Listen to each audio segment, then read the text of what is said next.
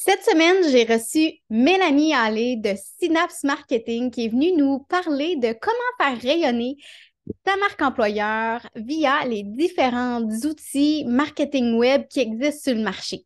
Je vous souhaite une belle écoute. Vous êtes gestionnaire ou entrepreneur ambitieux, ambitieuse qui cherche à faire passer son entreprise au niveau supérieur?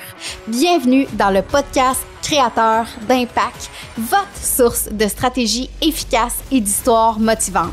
Je suis Edith Cabot, votre alliée pour vous accompagner à implanter des stratégies gagnantes dans le monde des affaires.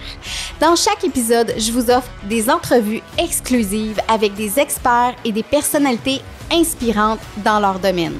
Nous parlerons de mindset, de leadership et de tous les aspects clés pour réussir en tant que gestionnaire. Êtes-vous prêt à amener votre entreprise à des hauteurs inégalées? Accrochez-vous parce que vous êtes sur le point d'entendre des histoires et des conseils qui vous aideront à atteindre vos objectifs.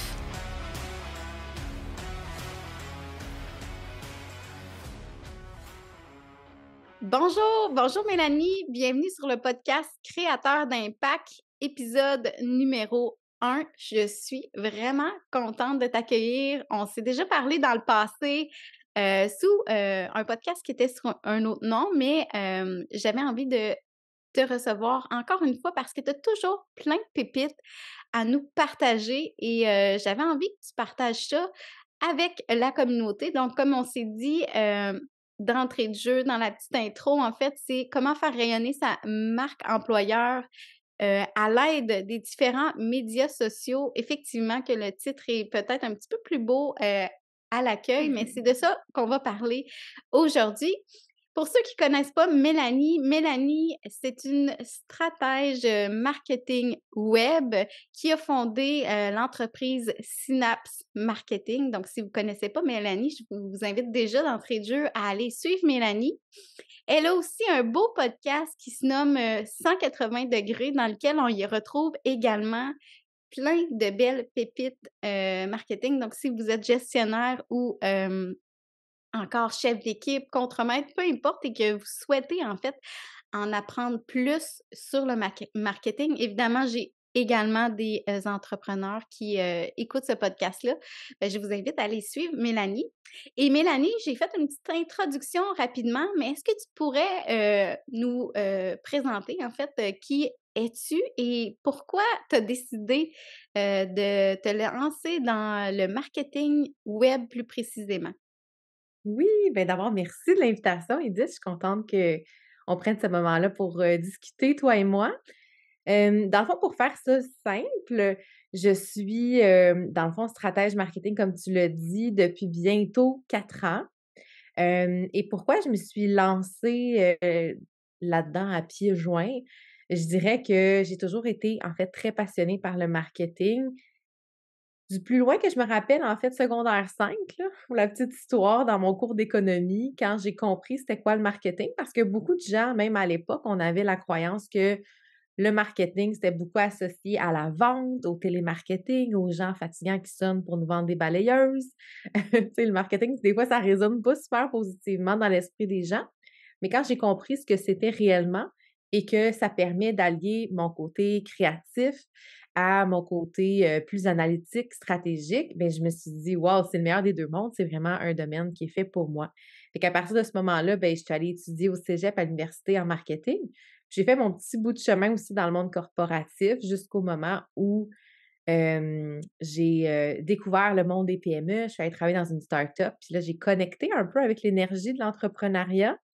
Quand je dis start-up, là, on était 4 employés, fait que je peux dire que j'étais comme, le bras droit du président. Donc ça m'a vraiment donné, l'espèce de petite graine qui émergeait de dire: «Hey, je pourrais aider comme d'autres entreprises à plus grande échelle», tu sais, en étant, à mon compte. Fait que j'ai lancé Synapse Marketing justement en 2019 et depuis, ben, c'est ça que je fais.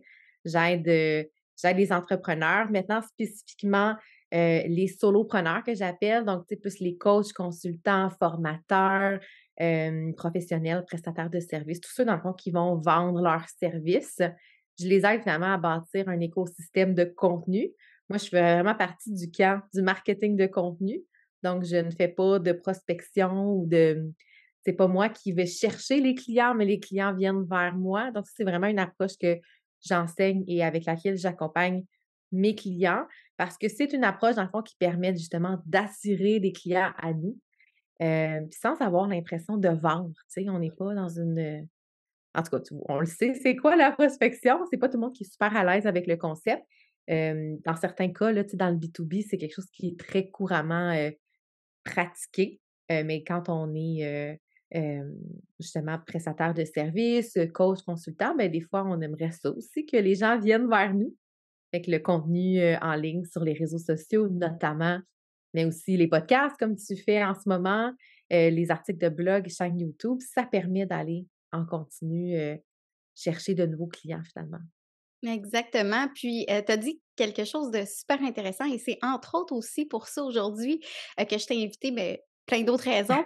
Mais, je me souviens moi aussi à l'époque que j'ai fait mon bac, on avait vu la stratégie, on l'a nommée en anglais à l'époque là, mais il y a un nom français finalement, la stratégie de push or pull. Dans le fond, Oui, c'est, on pousse les produits ou, les gens, en fait, c'est les arrachent, hein, comme les produits, populaires.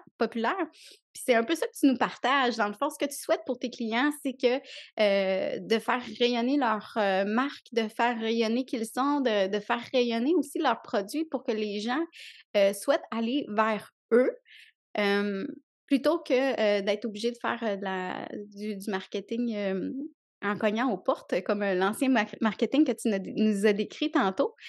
Et je trouve ça intéressant. Pourquoi? Parce que c'est ce qui va faire la différence aussi. Puis c'est une chose que j'explique souvent avec mes, clients, c'est ce qui va faire une différence parce on a le marché, effectivement qu'on a le marché, on a la compétitivité, je vais dire le bon mot là, au niveau du marché, compétitif, au niveau de la clientèle, mais on a une compétitivité également au niveau du marché de l'emploi.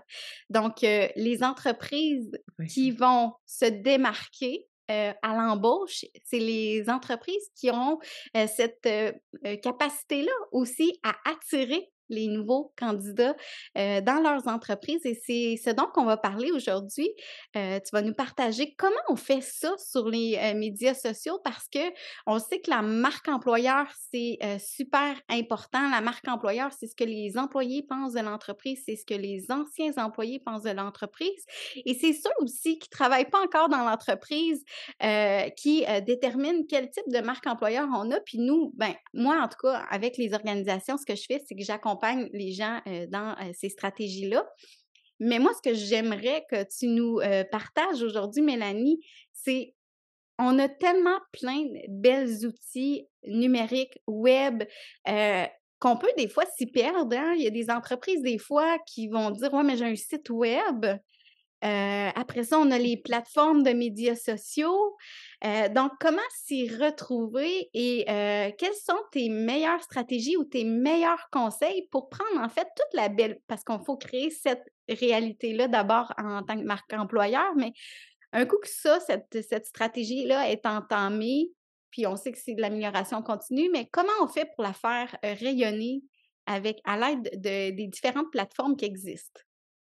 Oui, puis c'est vraiment super intéressant l'angle que tu amènes, dans la discussion aujourd'hui parce que je pense que justement l'attraction des talents aujourd'hui, tu sais, en montrant la marque employeur, bien ça fait la différence entre une entreprise qui a beaucoup de mal à recruter puis qui va investir beaucoup d'argent pour faire voir ses offres d'emploi puis des chasseurs de tête, pardon, versus une entreprise qui va avoir vraiment développé une marque employeur, mais qui va être visible aussi, qu'on va la partager.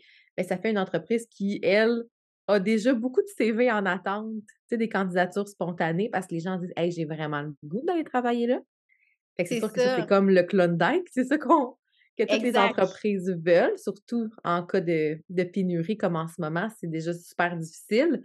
Beh, en fait, la première chose que j'ai envie de conseiller, de dire, c'est vraiment d'être, disons, à l'affût de la cible, c'est-à-dire des gens qu'on veut attirer comme talent. Parce que c'est sûr que si vous avez une entreprise qui emploie, par exemple, beaucoup de jeunes employés, des jeunes étudiants ou des jeunes diplômés, si on veut, ben, ce sera pas le même genre de message qui va résonner. Ce sera pas le même genre de plateforme où on va connecter avec ces gens-là que, si on cherche, par exemple, des gens seniors qui ont, plusieurs années d'expérience, qui sont donc un petit peu plus âgés. Tu sais, il y a pas, c'est pas de l'agisme que je fais, mais c'est juste d'être conscient de quelle est la cible qu'on veut atteindre en termes de messages, en termes de diffusion, on va dire, de la marque employeur. Je trouve Hem ça intéressant parce que on réfléchit à ça aussi au niveau des avantages sociaux. Heu, mmh, ou des avantages qui sont, justement pécuniers ou non pécuniers parce qu'une jeune famille n'aura pas nécessairement les mêmes besoins que quelqu'un qui arrive près de la retraite. Fait qu'en termes, d'attractivité au niveau de la rémunération globale, c'est quelque chose qu'on réfléchit. Mais là, ce que tu nous proposes, en fait, c'est de prendre ce modèle-là, de regarder qu'est-ce qu'on a, mis comme attractivité, mais aussi de le transposer dans notre message puis dans les de l'adapter selon, la personne qu'on cherche sur une plateforme. Il y a des plateformes qui sont plus propices pour, des titres d'emploi. Par exemple, si je pense à un comptable, Mélanie, j'imagine que la meilleure plateforme, devrait être LinkedIn, j'imagine.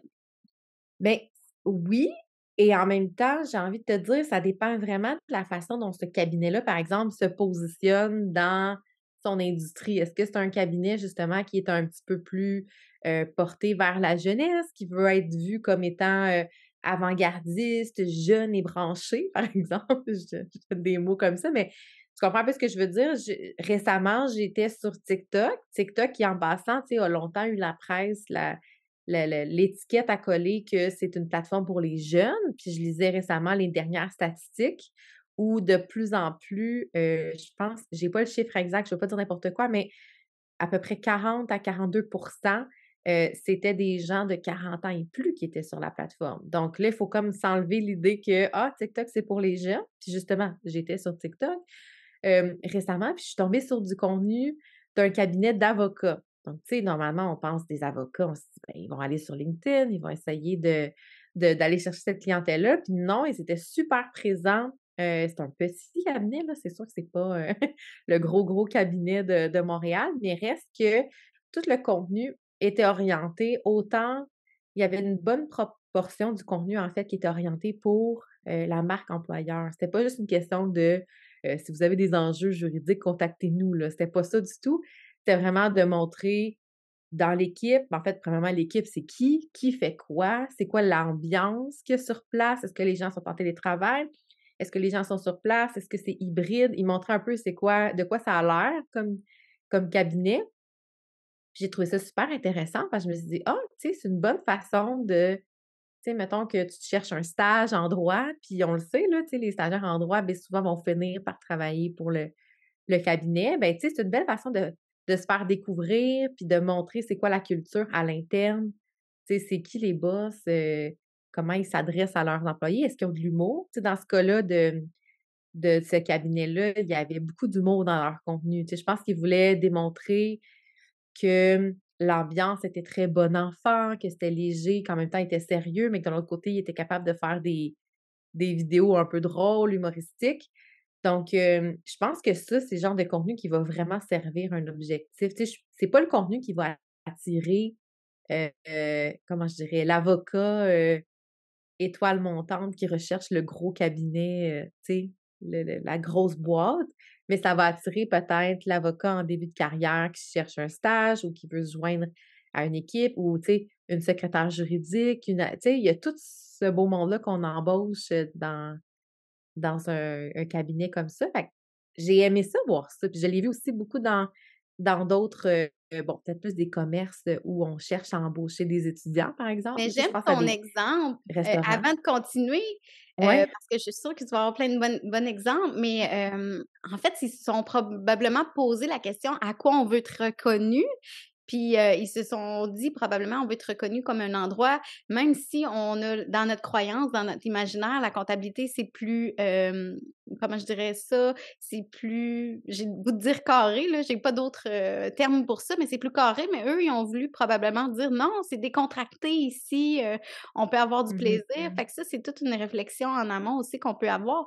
Et avant que tu nous donnes ton autre exemple, est-ce que tu sais, Mélanie, si, TikTok c'est une question que je n'ai pas la réponse, je sais pas si tu l'as, mais ça permet de cibler, en fait, pour les gens que c'est plus, physiquement, disons, si on veut cibler plus un rayon autour de l'entreprise, supposons qu'on est en attraction de candidats, est-ce que c'est possible de le faire avec cette plateforme-là ou ça se contrôle pas vraiment? C'est une bonne question. Je pense que si on investit en publicité, là, c'est possible de géolocaliser un peu, une campagne. Je vois de plus en plus passer des publicités d'entreprises, d'entrepreneurs, là, tu sais, que c'est pas, mettons des produits, mais bien comme des services. Je le vois de plus en plus sur TikTok.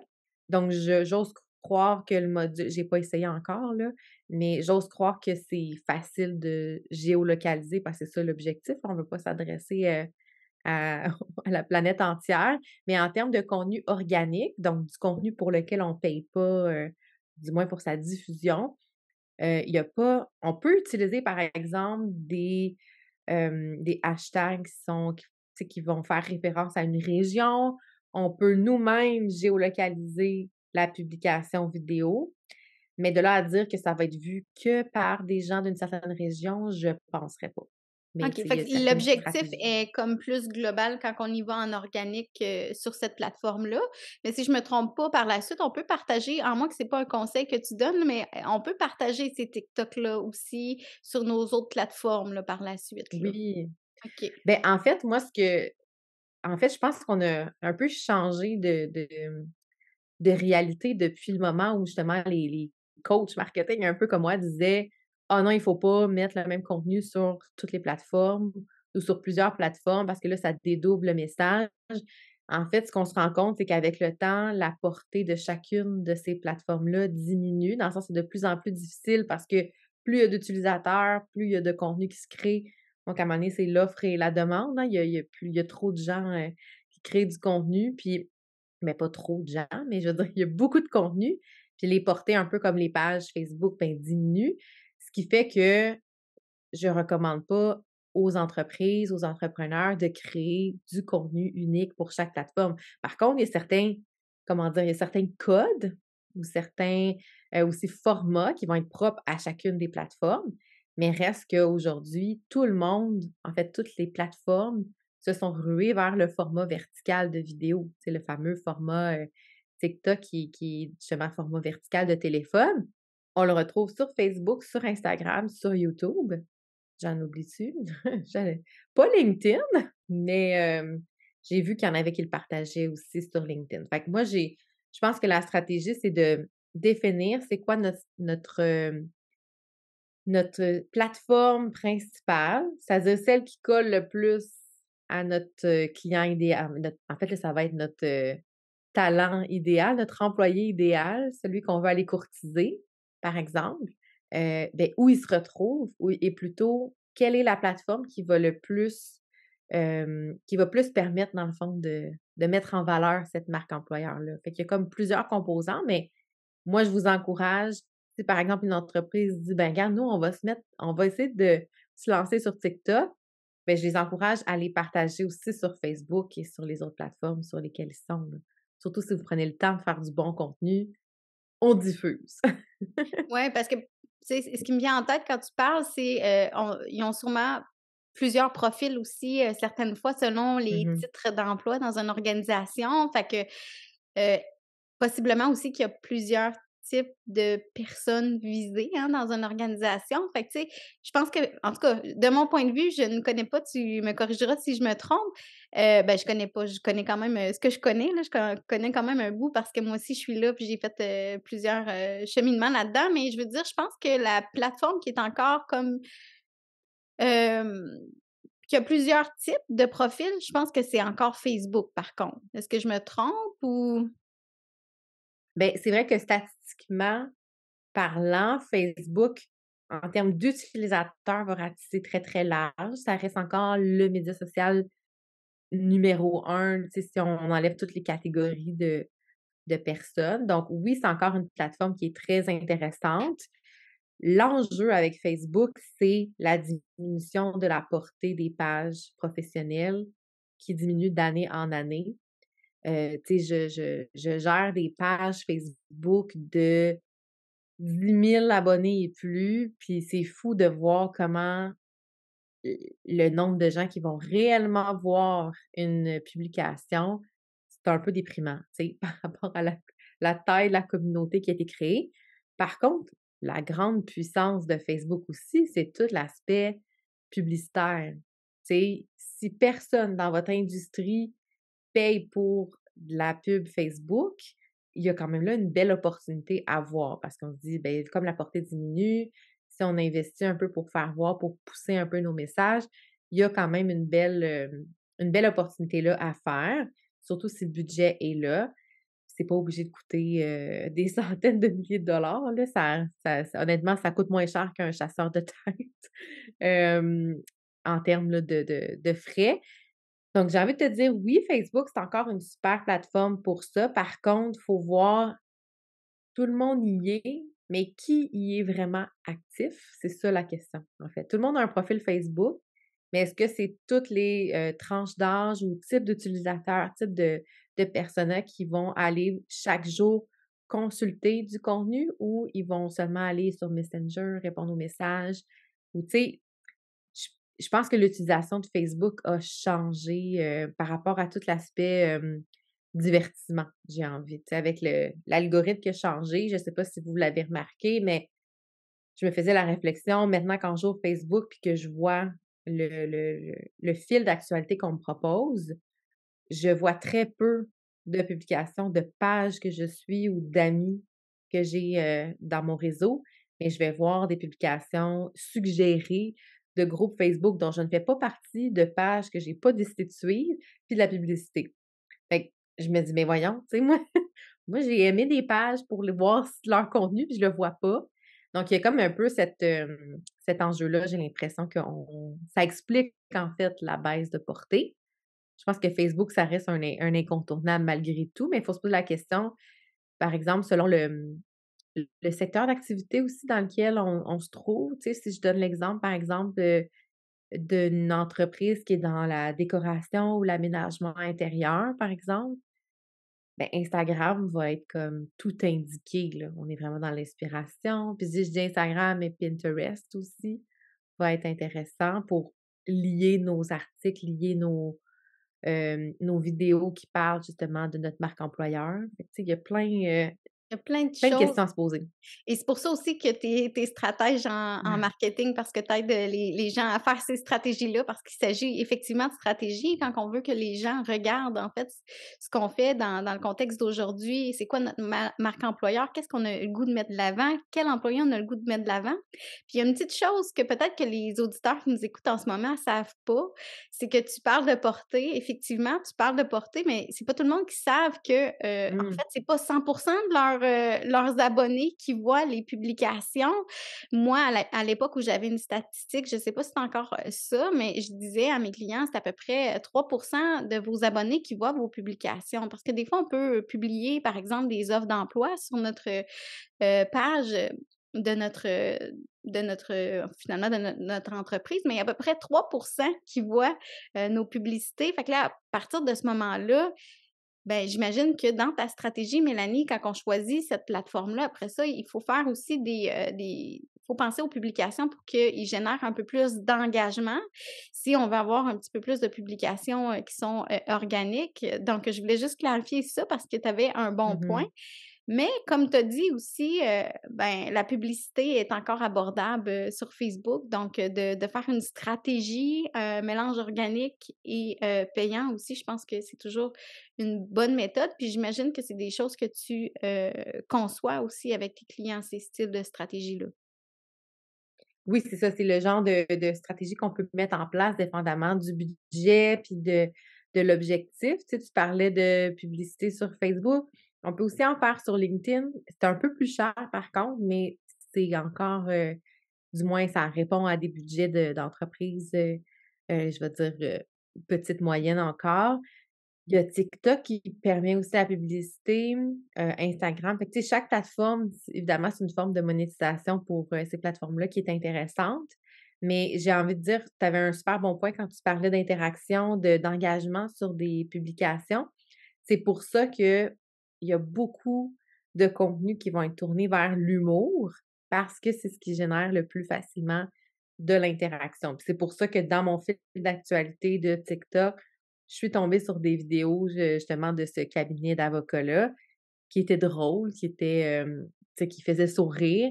Donc ça va générer en fait un petit peu plus de réactions où les gens vont mettre un petit cœur ou un commentaire parce qu'ils trouvent ça drôle et amusant. Mais il y a toutes sortes d'autres façons aussi d'aller chercher cet engagement-là, mais ça reste que l'humour, c'est souvent une clé, intéressante, là. Oui, ben les émotions, je pense, en général, font en sorte que ça Mmh. génère un peu plus, d'engagement. On est des êtres d'émotions aussi, puis on aime les voir, passer. Puis comme tu m'as déjà dit, Mélanie, tu m'as déjà dit, Edith, les gens sont sur les médias sociaux, en fait, pour se distraire ou se divertir plutôt.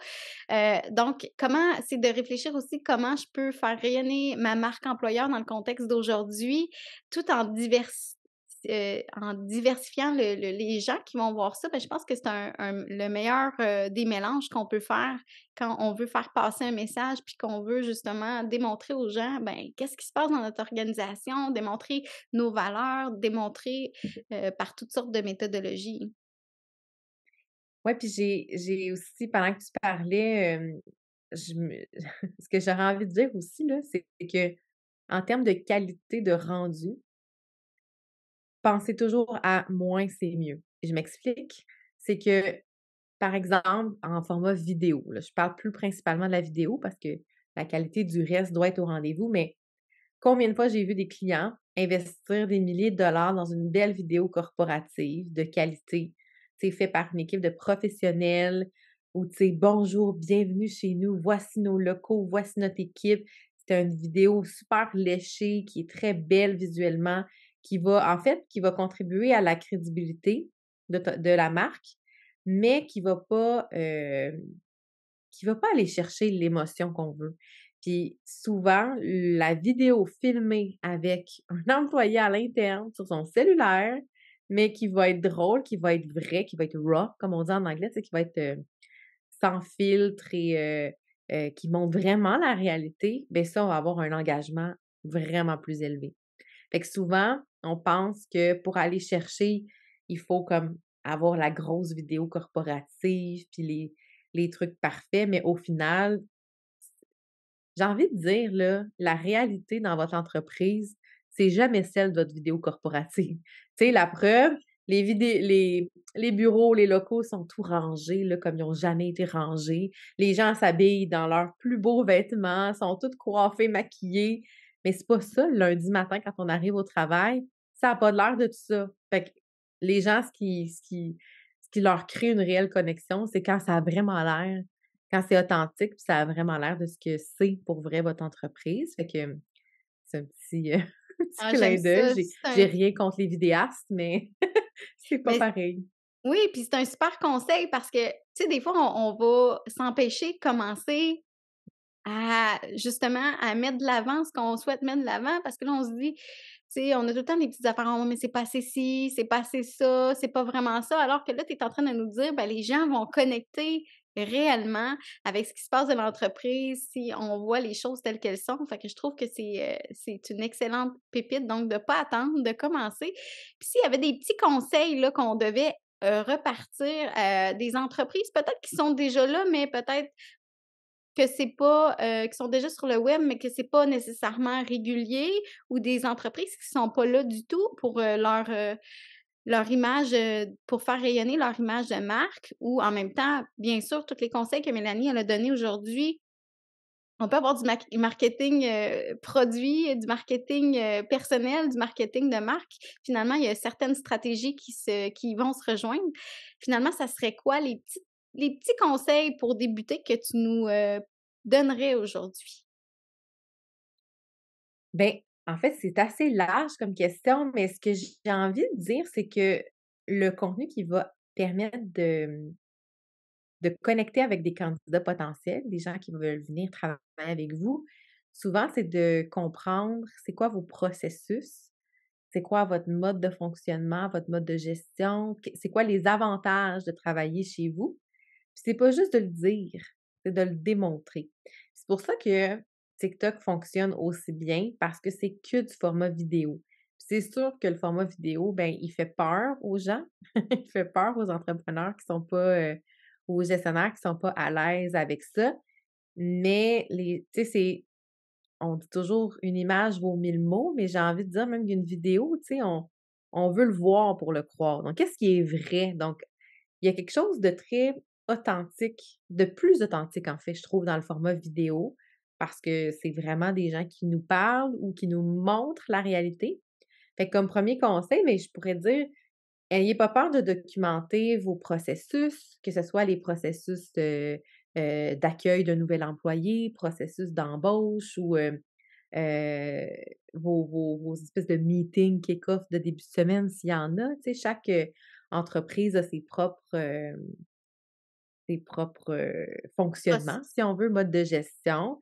Je pense à certaines entreprises qui fonctionnent avec des méthodologies de projet agiles, par exemple. Mais tu sais, ça peut être de montrer ça a l'air de quoi votre façon de gérer vos projets, heu, ça a l'air de quoi votre équipe, ça a l'air de quoi la cohésion entre les gens. Puis c'est pas une question de tu sais, c'est pas une question de acter quelque chose, mais plutôt de présenter, de pas avoir peur. Il y a des entreprises qui le font super bien.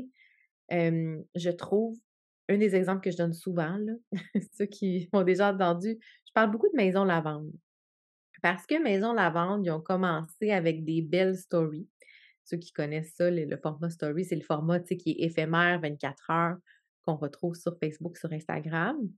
Ils ont commencé comme ça, à nous laisser entrer dans l'entreprise, de voir: «Ah OK, voici ça a l'air de quoi le» tu sais, c'est niaiseux, mais leur gestion parce qu'à la base, ils faisaient tout à la main dans leurs petits locaux, tu sais, l'étiquetage des produits, développer une nouvelle fragrance. C'est quoi les étapes? Comment on fait ça?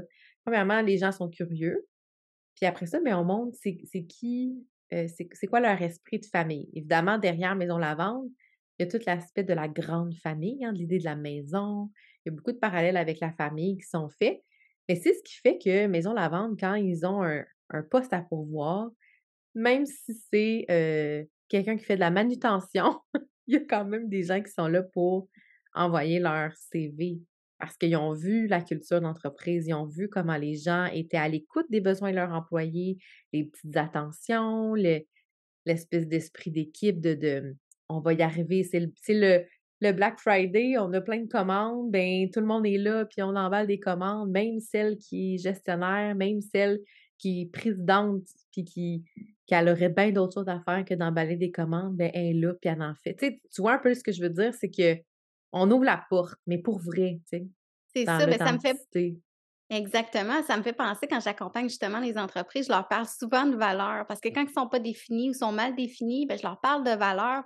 C'est quoi vos valeurs? Mais je dis surtout des valeurs, c'est important quand c'est quoi qui fait, qu'est-ce qui démontre, qu'est-ce qu'on fait dans l'entreprise qui, laisse exprimer ces valeurs-là parce que l'important, c'est pas d'avoir des valeurs, exemple, sur un mur, mais de les faire vivre, Mmh. puis comment qu'on les encourage. Puis tout ce que tu es en train de mentionner depuis tantôt, finalement, c'est de démontrer ces valeurs-là. Tu as mentionné les valeurs familiales, ce qui montre, en fait, tout ce qui montre, et pas avec des mots, ils vont le montrer avec des gestes, mais on peut voir les valeurs de l'entreprise, puis on s'associe. Moi, c'est une phrase que je dis souvent, on s'associe pour des valeurs et on se dissocie pour des valeurs. Fait que non seulement ça va Mmh. attirer les nouveaux candidats, mais ça va permettre aussi, je pense, de limiter, le départ des employés. Ça va augmenter finalement hem, j'ai le goût de dire la rétention, mais La Ouais. on dit de moins en moins ça finalement. Ça va permettre, les gens de s'engager auprès de l'entreprise, puisque justement, ils auront choisi une entreprise pour des valeurs, puis quand ils vont arriver, ils vont savoir que c'est ça qu'ils vont vivre, tu sais? Oui, puis quand c'est communiqué, c'est connu, tu sais, Maison Lavande, je le donne en exemple parce qu'il y a beaucoup de gens qui connaissent l'entreprise, puis leur contenu est vraiment beaucoup diffusé puis regardé. Fait que, mettons quelqu'un qui te dit: «Ben, hey, moi, je travaille chez Maison Lavande», ben, dans un party de famille ou un souper d'amis, probablement qu'il y a des gens qui vont dire: «Ah, t'es bien chanceux, c'est comment travailler là?» tu sais?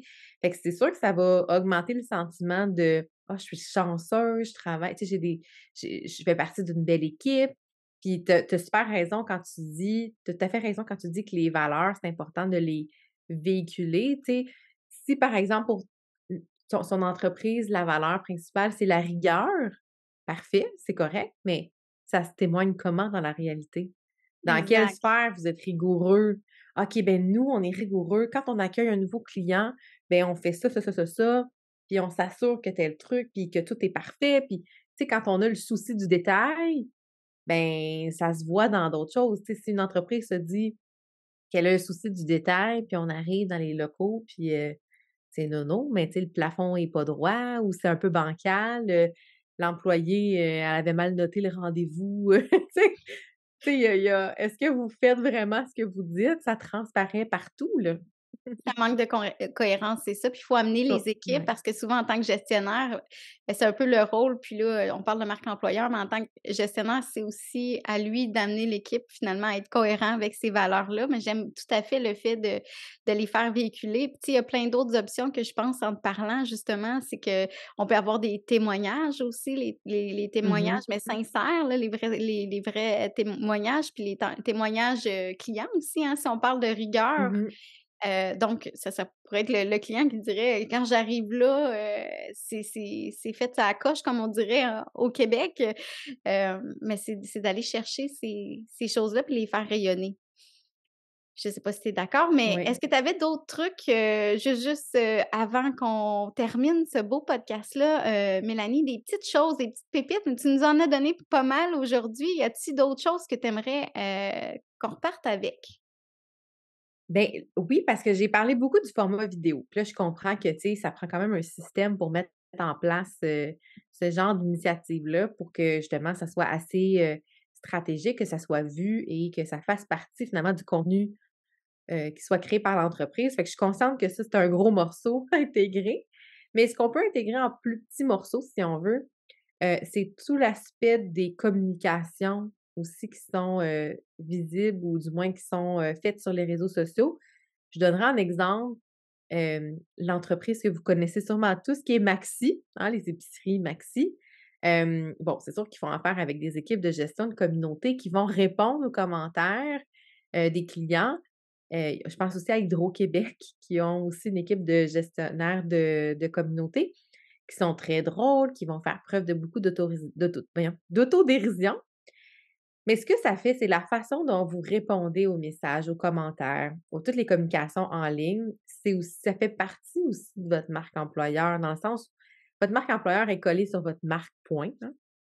Puis la façon dont, hem, les gens voient comment vous agissez, comment vous défendez un peu vos valeurs ou vos employés, votre équipe, vos agissements, bien ça fait partie de ce que vous pouvez faire pour avoir un beau rayonnement. Tu sais, je pense à Maxi qui utilise beaucoup dans leur stratégie marketing, l'humour, l'autodérision, le sarcasme, entre autres là. Mais tu sais, je pense que ça leur sert comme marque employeur parce que ça va aller toucher les gens pour qui l'humour est une valeur. Ça va aller toucher la clientèle plus jeune qui va dire: «Ah, tu sais, je pourrais travailler là». En fait, ça laisse présager que c'est pas une équipe de travail qui se prend au sérieux puis qui, tu sais, qui a quelque chose de très bon enfant. Fait que ça, c'est l'image que j'ai. Après ça, j'ai pas appliqué chez Maxi récemment, donc je ne sais pas si dans la réalité c'est vrai. Mais de mon œil extérieur, je serais une jeune adolescente où je rechercherais un type de travail qui est recherché dans un maxi près de chez moi, ben, j'aurais cette image-là déjà à la base de l'entreprise. Même chose chez Hydro-Québec, par exemple. J'ai envie de vous dire, quand vous avez des messages, le ton que vous allez employer, votre type de réponse, à quel point vous allez avoir une personnalité, en fait, en ligne, qui est votre marque, ça va aider aussi, là. Puis ça, c'est facile à faire, tu sais. C'est plus facile, c'est pas facile, c'est pas vrai. Il faut la définir, puis il faut, avoir une personne en charge. Tu sais, souvent, PME, moyenne entreprise, ça va être une personne dédiée qui va répondre ou plusieurs personnes. Donc, il faut comme avoir une ligne directrice qui soit claire, comme ça, peu importe qui prend en charge vos réseaux sociaux, votre site web ou peu importe là, les plateformes que vous avez, Fait qu'il y a une espèce de ligne directrice, là. J'aime ça. On peut supposer que ces entreprises-là ont aussi, des façons de faire.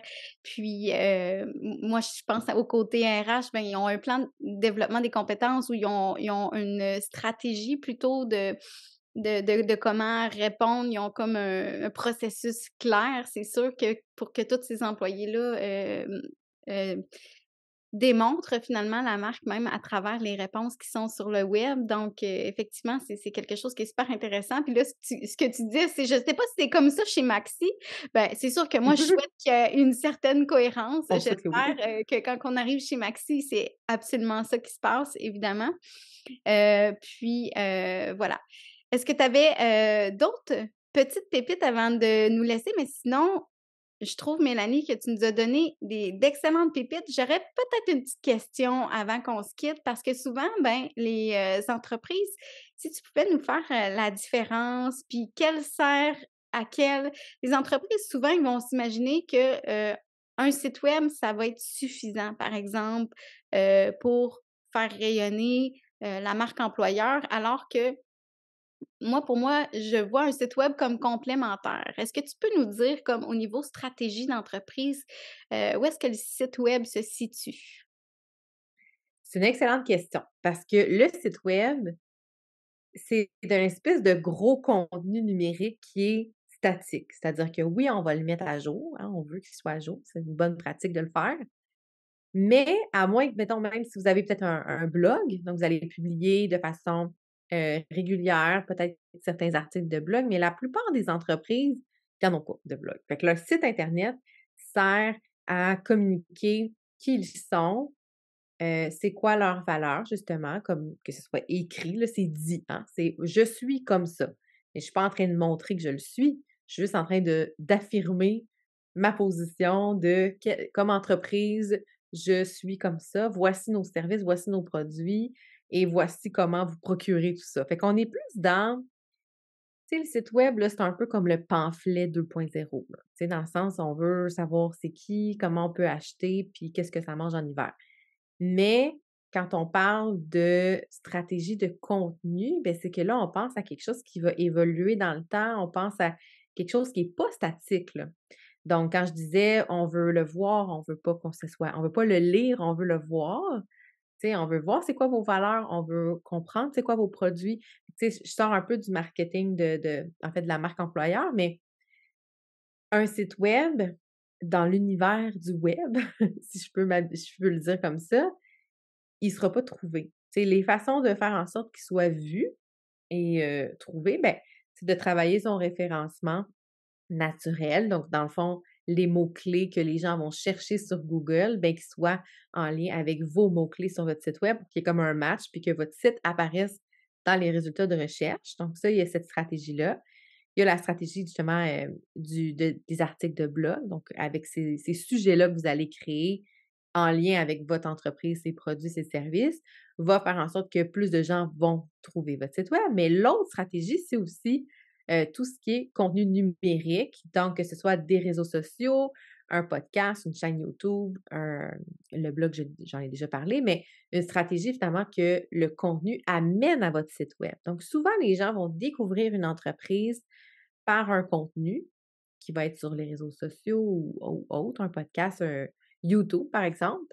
Et une fois qu'on a, vu, consommé, disons, ce contenu-là, bien là, on veut en savoir plus. «Ah, ça a piqué ma curiosité, je vais aller voir» et là, on regarde le site web et c'est là qu'on va soit prendre contact avec l'entreprise ou soit carrément acheter si on parle d'une boutique en ligne.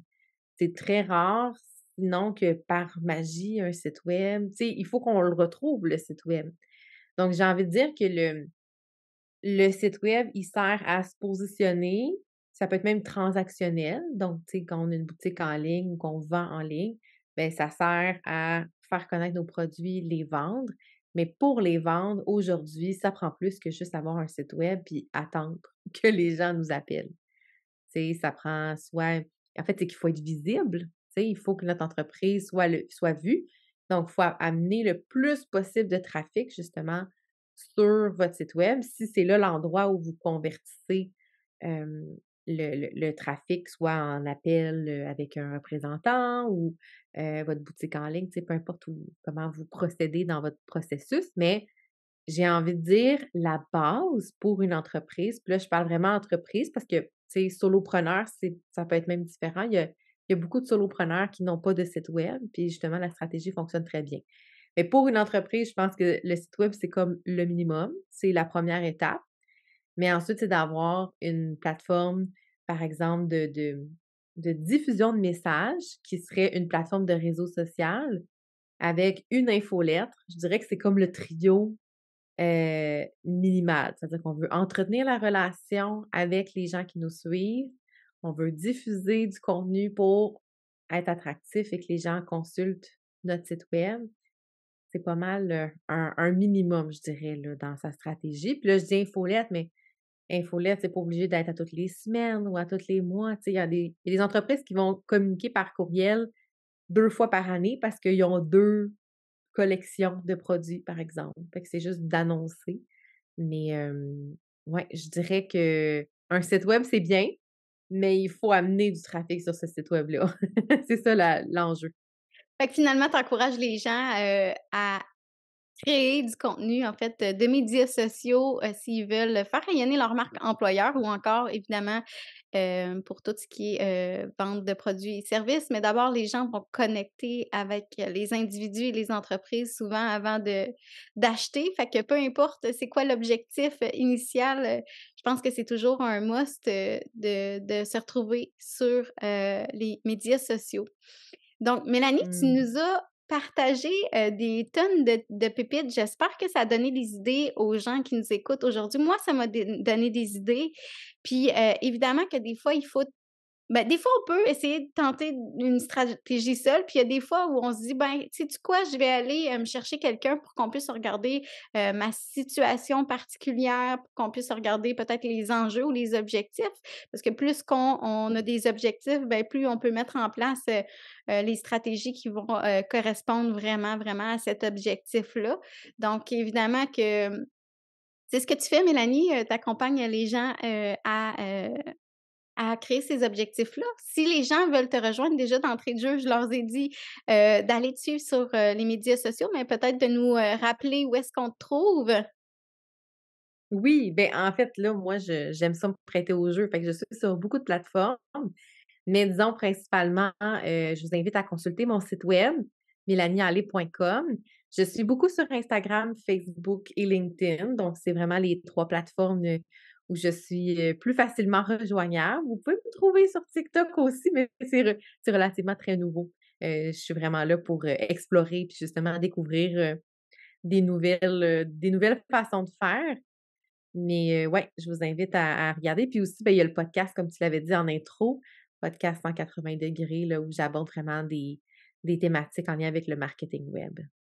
Génial. Puis moi, en terminant, j'ai envie de dire, si jamais les gens ont envie, d'avoir des petits trucs et des astuces pour organiser et animer, des réunions pour avoir plus d'impact, j'ai monté une petite formation, gratuite, de 45 minutes qui se trouve sur mon site web. Vous pouvez aller le télécharger sur mon site web edithcabot.ca.